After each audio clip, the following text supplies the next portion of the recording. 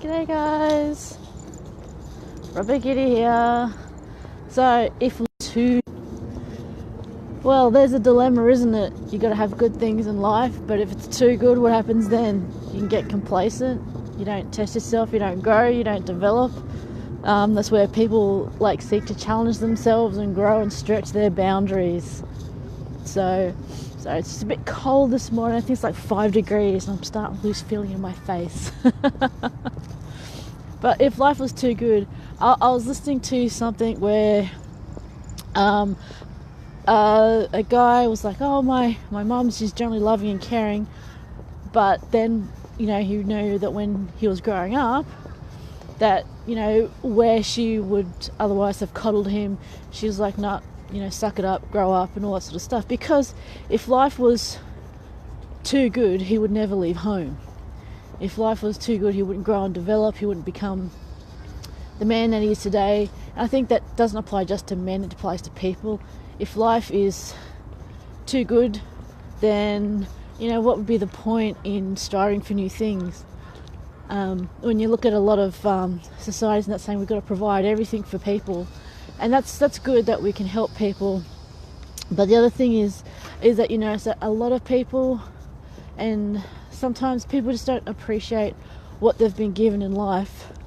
Not to say that people don't appreciate it when they've come on hard times, because that's hard times and that's a reflective thing where they've actually experienced some difficulties in life and then they appreciate the good that they've been given. But if someone's life has always been good, then they don't really have anything to measure what the goodness that they're getting by. Example, Buddha, he was a young prince. Yeah, he never saw anything bad in his whole life, but he was extremely, extremely dissatisfied with life. And it wasn't until he actually left the well-being of his protected little princedom that he saw the harshness outside, and he was able to really sort of reflect and appreciate and compare what he had with what other people had.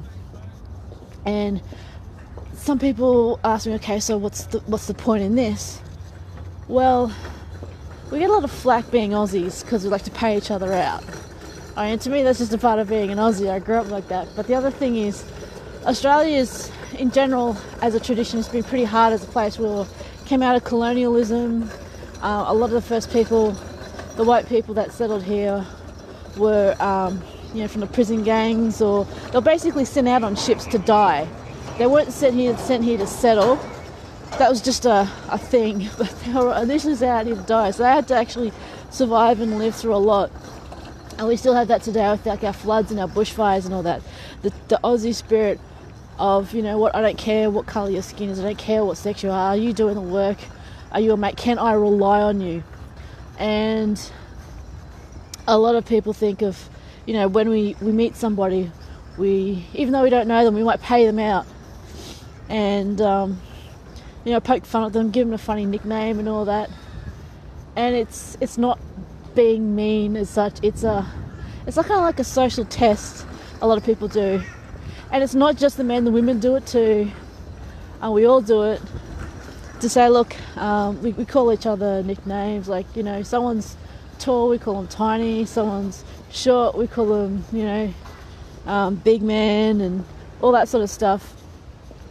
And it's more as a test to see how you are under pressure, how your sense of humour is, what you're like as a person. And we do that all the time socially, and not many people are aware of it. One thing though is that you can't continually test people all the time.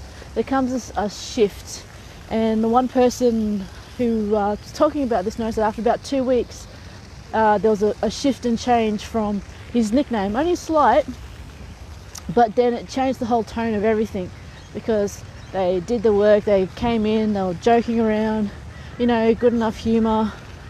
So some of it is, one of the greatest Aussie sayings, take a spoonful of cement and harden the fuck up. Morning, Robert. Having an awesome day even though it's cold. And part of being an Aussie is that life is tough, because bushfires and drought, and we have, government and crap. Everyone's government and crap. And life is like that. So in some ways, you kind of don't want to be that crab where you have that soft shell.